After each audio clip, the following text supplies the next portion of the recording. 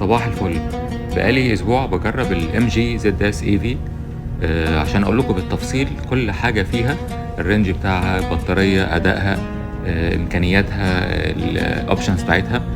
ليه العربيه دي بالتحديد؟ عشان سمعت ان شركه منصور وكيل ام جي في مصر ناوي يعمل مصنع يجمع فيه العربيات الالكتريك، وهيجمع العربيه دي في مصر. انا لسه مش متاكد الخبر ده مظبوط ولا لا، فلو حد عنده تاكيد بالخبر يقول لنا عليه.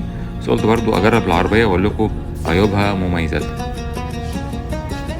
اسمعوا معايا بقى التراك ده بتاع عمرو مصطفى، مكسر الدنيا، تحفه تحفه بصراحه. بعتيلي ليه بعتيلك الدنيا، اموت عليك فداك للدنيا، ما تبقيش قاسية زي الدنيا. وانا عايز ايه غير اللمسة دي؟ بعد لما مشي مش لاقي الحنية، وفين هي؟ فين هي؟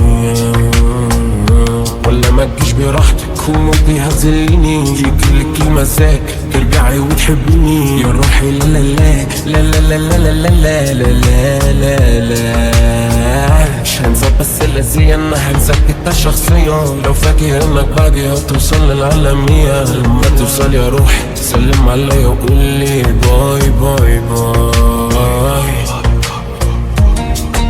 ايوه بقى، ايه المزيكا الجامده دي؟